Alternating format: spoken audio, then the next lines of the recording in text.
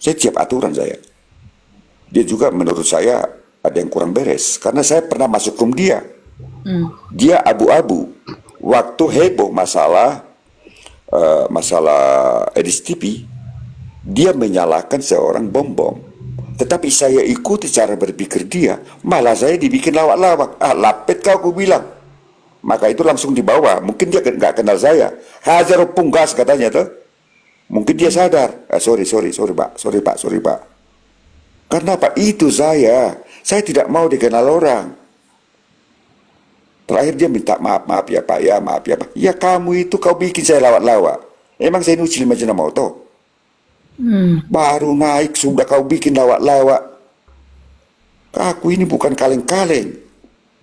Terus saya benarkan pernyataan Elis. Ada rencana, apakah ada rencana iblis, roh jahat setan iblis itu untuk menggagalkan penyaliban? Ada. Namun mari kita bicara bahasa Indonesia yang literasinya miskin. Bolehkah kita membedakan antara niat, rencana, rancangan, kehendak? Kehendak itu kepunyaan Bapa di surga bersama-sama dengan Yesus Kristus, keilahiannya. Itu tidak akan bisa dibatalkan. Kehendak tidak akan bisa dibatalkan. Saya berniat, berencana ke Singapura besok. Itu kan bisa gagal. Tapi saya berkehendak besok lusa ke Singapura. Itu ketetapan. Artinya saya sudah membereskan daripada segala perjalanan saya untuk ke Singapura. Betul, Bang. Jadi di sini kata-kata harus teliti. Makanya teman-teman selalu mengatakan saya, Opung ini lambat kali berkata-kata, sabar kali Opung kata. Kenapa? Aku selalu mencari kalimat yang pas agar tidak bisa dibantah oleh siapapun. Maka itu baca nanti Markus 1 ayat Markus 12 ayat 1 sampai 12. Apakah pemilik anggur dan yang menanam anggur itu, imam-imam palsu, guru-guru palsu itu bisa menangkap Yesus? Tidak. Karena bersama-sama kemanusiaan Yesus Kristus itu sepenuhnya kemanusiaannya bersama-sama keilahiannya. Keilahiannya yang menggagalkan. Itu cara berpikir. Mereka selalu mengatakan di dalam Yesus Kristus ada dui natur. Tapi dui naturnya itu tidak tahu dan tidak bisa diimplementasikan. Yaitu, kenapa? Yesus kemanusiaannya setia bersama-sama dengan keilahiannya untuk melakukan, mengerjakan kehendak Allah Bapa di surga. Tentang harus menyalib, itu kan ada di dalam Yesaya pasal 53. Yesus harus mengalami penderitaan itu. Udah ada dinubuatkan. Makanya Yesus Kristus kemanusiaan menggantikan leluhur kita manusia Adam dan Hawa yang gagal. Izinkan aku rendah hati. Mereka gagal, tidak setia kepada ketetapan Allah Bapa di surga. Untuk mereka jangan makan buah pengetahuan. Yesus Kristus memenangkan itu ketika dicobai oleh iblis 3 kali di tanah tinggi. Analoginya, kalau betul engkau anak Tuhan, loncatlah dirimu dulu, ku tengok dari atas ke bawah. Toh juga kok nanti malaikat di surga menolong kamu. Apa jawab Yesus? Jangan cobai aku. Berbaktilah kepada Tuhan. Kabur. Tak perlu harus panjang lebar sama setan iblis hantu belau. Karena mereka tahu kebenaran itu, tapi mereka tidak berpura-pura tidak tahu. Terima kasih. Lanjut. Ini, Pung, kan yang orang-orang yang kita bicarakan ini kan sampai sekarang kan tetap menguraikan firman Tuhan, tetap memberikan pengajaran. Kalau menurut Opung, masih pantaskah kita mengikuti apa yang diajarkan ketika menurut kita dia sekarang ini tidak pantas dari sifat-sifatnya, Pung. Gimana, Pung? Paham lah, Pung, maksudku ya? Oke, saya sudah paham pertanyaan kamu. Menurut saya, blokir. Blokir saja. Tentang Tapi roomnya dia kedua makhluk itu. Apa itu? te- te- tapi dia melakukan pengajaran terus loh, Pung. Sesuai dengan Alkitab yang kata dia dibacakan ayat Alkitab. Menurut kita masih Oke. menurut ah, Setan juga tahu Alkitab, tahu firman Tuhan. Juma juga tahu firman Tuhan. Sudah? Betul, Pung. Nandar, Ripa tahu, Betul. tapi diplesetkan. Begitu, lanjut. Singkat tuh jawaban dari Opung tuh. Oke, Betul. apalagi yang mau Betul. ditanyain Bislo? Setan saja tahu loh firman Tuhan. Tuh. ya betul, Pung. Kalau itu aku setuju. Maksud aku nih, Pung, biar orang-orang yang mendengarkan kita ini ya silakan mereka mikir gitu. Gitu maksud saya, Pung. Paham lah mungkin Opung ya. Saya tahu pengacara. Saya tahu kemana arah kamu bertanya, tetapi maaf, aku memang menjawabnya dengan lugas saja. Selalu saya katakan di room besar, di room Sofiatul, tinggalkan itu. Maka itu yang bikin dia kurang. Terima kasih, Reda masukkan saya, Yuli masukkan saya. Ada room ya, small, yang masukkan saya. Tinggalkan ini manusia kaleng-kaleng. Ya, Itu penipu. betul. Lanjut. Bila lanjut. perlu blokir. Apa yang sih dipertanyakan kayak gitu sih? Bilas. Iya loh. Iya, jadi begini loh. Begini loh, yang apa yang mereka lakukan selama ini, si Bom-Bom, ini kan awalnya dari si Bom-Bom dan Iskariot. Iskariot apa namanya, yang Edis menyatakan tentang apa namanya donasi anak Batak itu. Yang tentang Iskariot itu nggak nyampe ke anak Batak kan? Nah di situ kebongkarlah bahwa si anak Batak si Iskariot ini nggak memberikan donasi ke si anak Batak. Pernyataan si anak Batak ke Edis ungkapkan itu. Nah dari situlah ketahuan penipuan si Iskariot ini. Lalu dia mencari-carilah alasan, mencari-cari masalah untuk pernyataan-pernyataan Edis yang lama-lama juga diungkap sama dia yang mengungkap itu sama si Bom-Bom.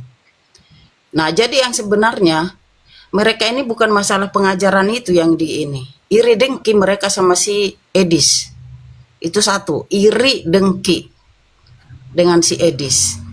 Makanya mereka ini cari-carilah semua pernyataan dia yang sudah lama-lama tapi dipotong-potong. Itulah yang dibahas-bahas orang sampai pada akhirnya si RK juga ikut-ikutan, si MP ikut-ikutan. Ya kan? Padahal mereka ini nggak tahu si Edis itu kan menginjil itu kebanyakan untuk orang Islam, bukan orang Kristen. Dia itu belajar Islamologi itu loh, si Edis itu 3 tahun. Jadi dia menginjil itu kebanyakan narasinya kayak orang Islam. Jadi mereka ini langsung dicaplok, dia tanpa melihat konteks. Di situ kan sesuai Alkitabiah dan sesuai konteks. Kalau dikatakan Yesus punya Tuhan, ya iya, Tuhan Yesus sebagai utusan, dia utusan, ada yang mengutus seperti yang dibilang Opung tadi, ada yang mengutus, ada yang diutus. Artinya di situ ada kesenjangan, ya kan? Yang mengutus ini siapa? Tuhan. Yang diutus ini siapa? Hamba. Itu kata dasar Tuhan dengan Tuhan. Nah, terus jadi mereka ini si Bom-Bom dan si Iskariot ini digoreng-goreng dan diambillah itu pernyataan-pernyataan yang dikatakan sepotong-potong, diambil seperti dibuang ke tong sampah, Tritunggal dibuang ke tong sampah. Yang sebenarnya kan Edis itu menyatakan seandainya saya menginjil ini kepada Islam. Nah, seandainya pun orang Kristen, kalau ada orang Kristen yang tidak memahami Tritunggal itu, yang tidak memahami apa namanya, yang tidak dia tidak membawakan, pokoknya saya percaya Tuhan Yesus, saya jalankan apa yang difirmankan Tuhan Yesus, saya contoh apa yang dilakukan Tuhan Yesus, saya jalankan firman yang keselamatan itu yang dilakukan Tuhan Yesus, yang perintah Tuhan Yesus. Kalau dia tidak paham Tritunggal itu, ibaratnya dia Tritunggal itu nggak dipakai, dibuang ke tong sampah. Maksudnya dibuang itu bukannya dibuang semata-mata gitu, seandainya tidak dipakai, itu maksudnya sih di Tritunggal itu. Dia hanya percaya. Iya, Kata Tritunggal itu tidak dipakai katanya, iya, seandainya tidak dia dipakai, pelajaran, seandainya. tidak pakai kata-kata Tritunggal, seandainya, kan gitu dia bilang kemarin. Iya, jadi dia mengatakan seandainya, kalau misalnya Iya, itu iya. tidak dipakai, dibuang ke tong sampah, dia bilang itu maksud dia seandainya itu tidak dipakai. Apakah orang ini selamat? Kan itu Ya, betul. masuk Bang di situ. Tapi mereka ini digoreng-goreng, oh Tritunggal dibuang ke tong sampah, Iya. Tritunggal. Wah, Iya, itulah yang digoreng. piti-piti mereka pun kan dipotong, langsung bilang Iya, dipotong-potong. dibuang ke tong sampah Tritunggal, dibuang ke tong sampah, kan bahasa itu aja yang diambil mereka. Iya, Jadi, ya, itu. Makanya, bentar dulu biar saya jelaskan. Jadi mereka ini tidak melihat apa namanya, hanya pokoknya sumbu pendek lah mereka ini, si pendeta palsu ini sama si Rudi Iskariot ini yang menggoreng-goreng ibaratnya.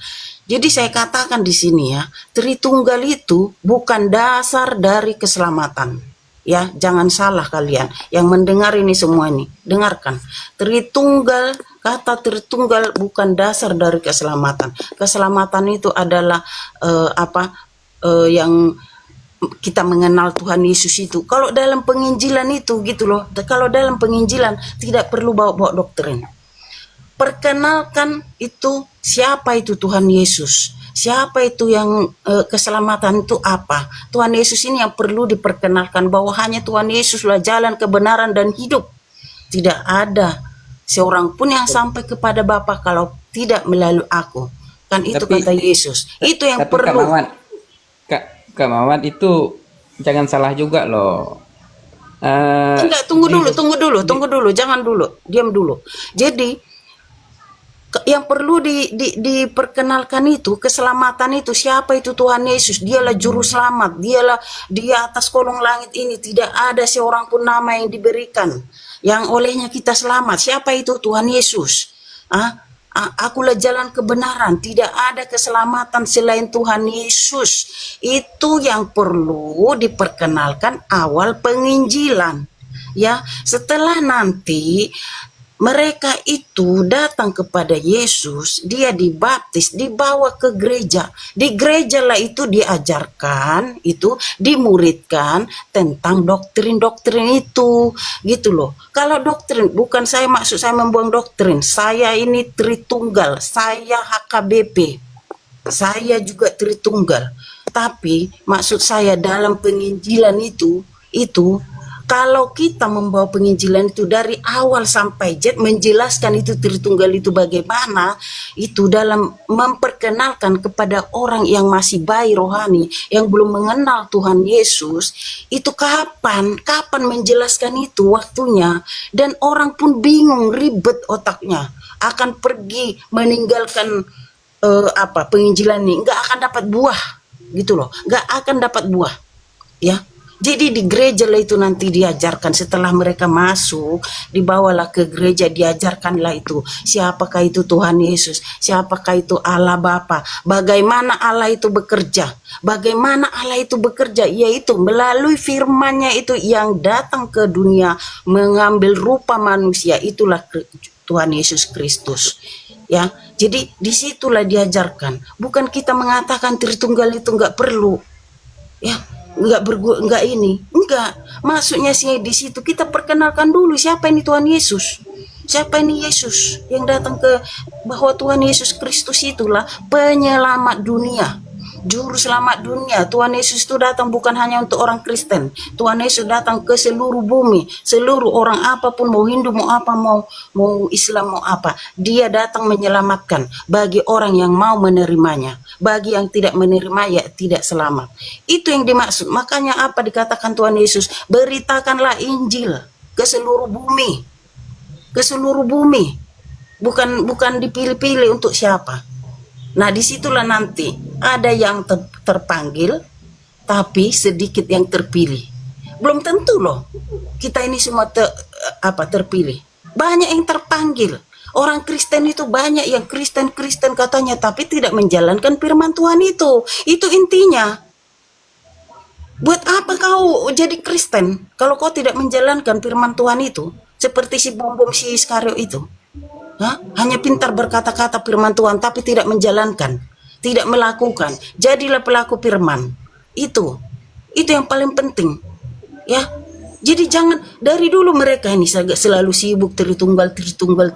Tapi apa buahnya?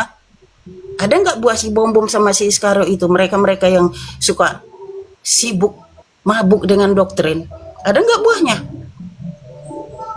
Firman Tuhan mengatakan, malaikat di surga bersorak-sorak. Satu orang kau selamatkan, malaikat di surga bersorak-sorak. Sudah berapa orang si bom bawa? Ada enggak? Katanya banyak, Kak. Banyak. Moncongnya itu. Aku ikuti dia itu dari dulu. Semenjak Iya sama, Kak.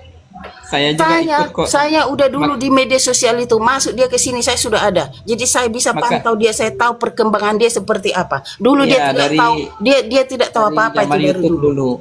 Dari zaman mereka YouTube dulu pun kita sering ikuti kok. Ya iya makanya. Gak ada buahnya itu. Hanya buah siapa itu yang di Siraji yang bekerja sama dengan Silina Wijaya. Akhirnya apa? Lepas. Teriak-teriak di channelnya, ketawa-ketawa. Oh, si Raji dibaptis, ini begini begono. Memalukan, tahu nggak? Memalukan. Kau nggak harus begitu kalau membaptis orang. Buktinya, lepas kandang. Lepas dari kandangmu itu, dombamu itu lepas lagi kan? Hah? Kalau dikatakan dia banyak membaptis orang, nonsen, nol besar. Ya. Tapi itu yang mau ku bilang tadi, Kak. Gini. Kan ada kebanyakan ada juga yang di beberapa room apologet kita ya, yang apologet kita lah, janganlah kita sebut namanya nanti tidak enak juga, bilang kita ndak bisa kalau pengajaran tuh ndak kita ajarkan semua. Maksudnya ketika kita membawa seorang untuk mengikuti kita harus ajarin dulu baru kita masukkan mereka. No, itu bohong. Kan ada beberapa room yang seperti itu. Dusta, Kak. Itu dusta. Itu kalau pengajaran. Makanya dibilang bedakan pengajaran dengan penginjilan. Itu dalam pengajaran iya bisa kuajarkan. Makanya dibilang ada yang menabur, ada yang menuai. Kalau kau dalam pengajaran mengajarlah kau di situ. Ada yang menginjil, ya menginjil, perkenalkan. Kalau menginjil ini kan memperkenalkan ya keselamatan itu kepada orang-orang yang belum mengenal, gitu loh, yang belum mengenal sama sekali. Kayak si Edis kan orang-orang Islam kebanyakan yang dinaik-naikkan, makanya dari dulu dia menaikkan orang Islam kan, orang Kristen jarang karena dia memperkenalkan gitu loh. Nah, setelah dia masuk nanti disitulah dia diajarkan. Kalau memang dia mau mengajarkan doktrin itu setelah dia masuk, ya silakan. Tapi kau jangan mengganggu, coba-coba kau mengganggu menjadi batu sandungan kepada orang yang lagi semangat meraup jiwa, gitu. Kalau kau mau mengajar silahkan. Kau Kamawat. Oh Kamawat. Iya. Kalau diikutin dari YouTube, saya juga mengikuti dari YouTube. Kalau dari YouTube kan bom saya juga ikuti.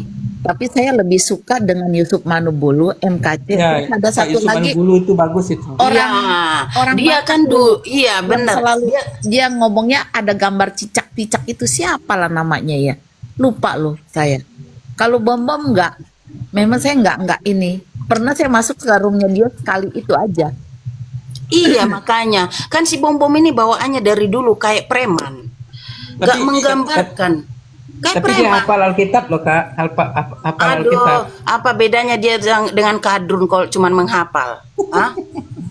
Kristen nggak perlu, Kristen itu nggak disuruh, nggak ada perintah untuk menghafal, tapi itu kadrun, berarti dia ngikutin kadrun. Iya, kita Kristen kan harus Nggak menjalankan, ada, kita disuruh memahami, bukan memahami dan menjalankan bukan itu. bukan menghafal. Pahami itu firman dan jalankan. Kau jalankan itu firman, jalankan gak itu firman. Jangan hanya pintar berkata-kata, mulut berkata-kata selalu nyebut firman Tuhan, tapi dari mulut yang sama mencaci maki orang.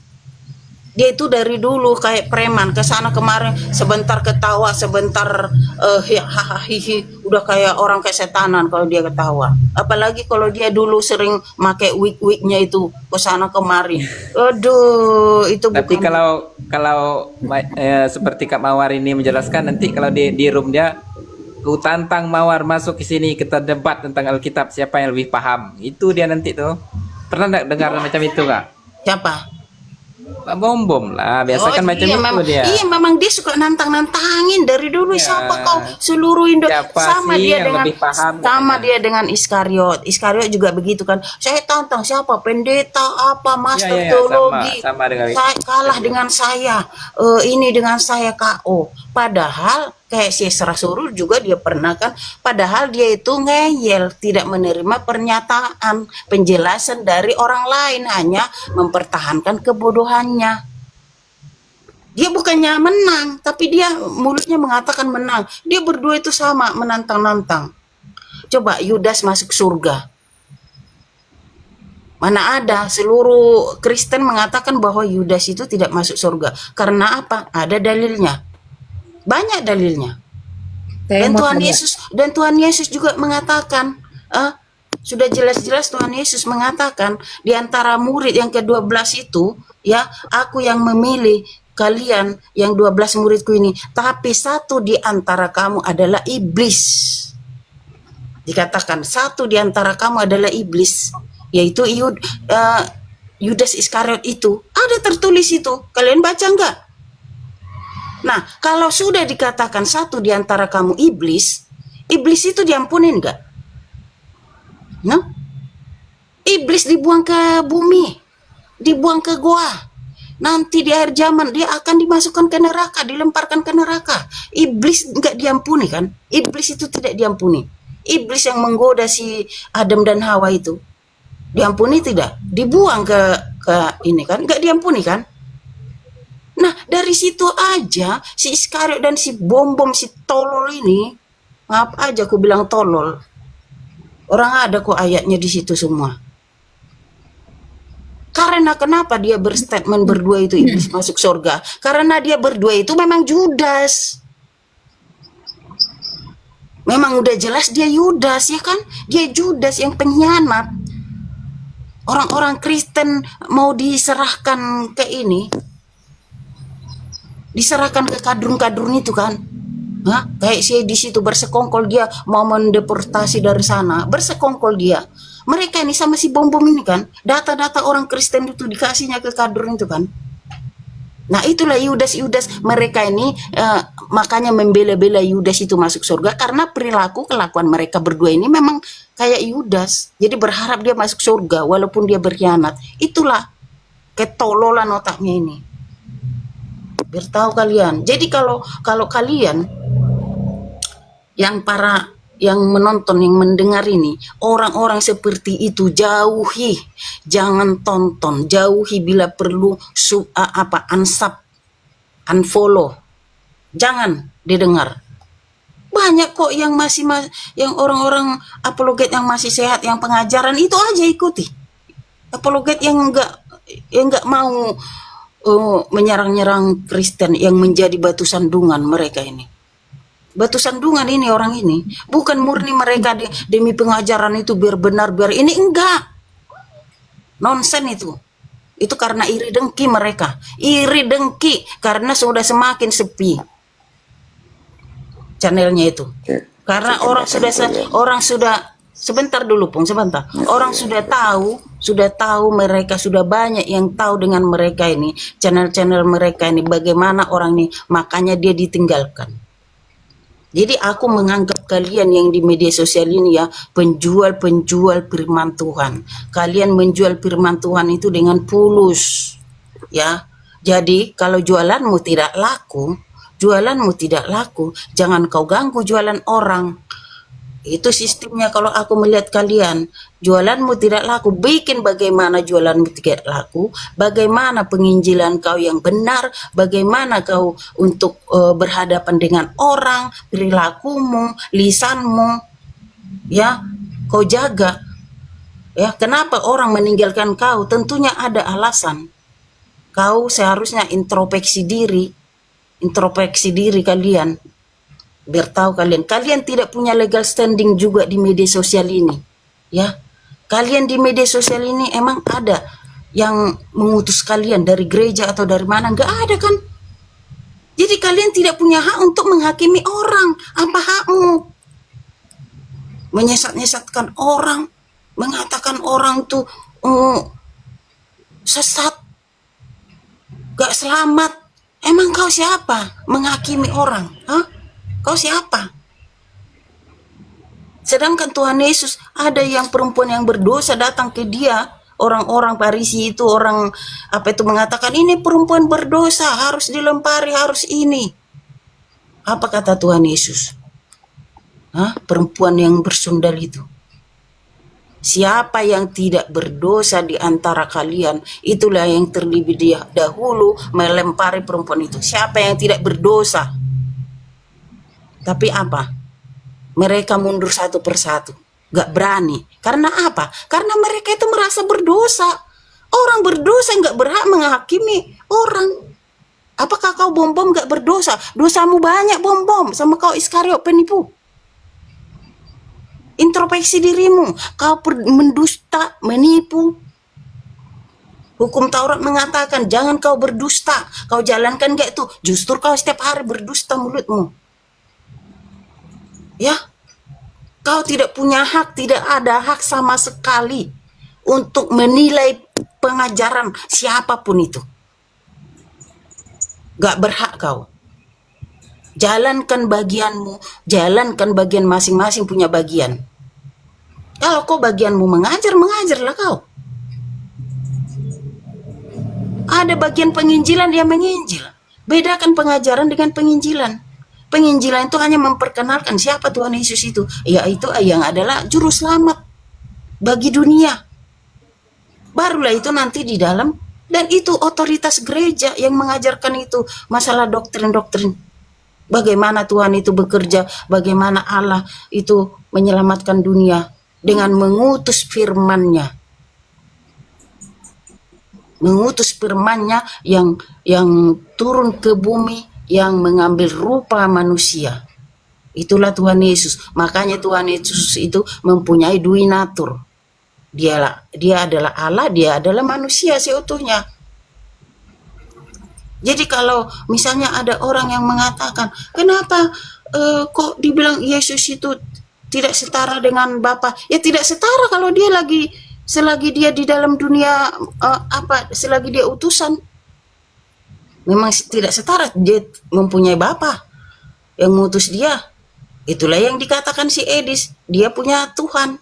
Yesus punya Tuhan. Tuhan itu apa yang dimaksud kata dasarnya? Tuan. Tuan. Siapa yang mengutus itu Tuan. Yang diutus itu hamba. Jadi apa salahnya kalau Tuhan Yesus itu, ya dengar ya, Tuhan Yesus sekarang sudah naik ke surga. Seperti yang dibilang si MP yang ikut-ikutan tuh si MP itu. Oh kau sesat. Aduh, udah kayak ahli Farisi orang ini. Kau sesat. Ini kukatakan ya, Tuhan Yesus sudah naik ke surga. Tetaplah dia Allah, dia hamba. Kenapa saya bilang kayak gitu? Karena Tuhan Yesus masih datang ke bumi, datang kedua kalinya ke bumi, menyelesaikan misinya. Tuhan Yesus tuh naik ke surga, menyediakan tempat bagi kita. Bagi orang yang percaya.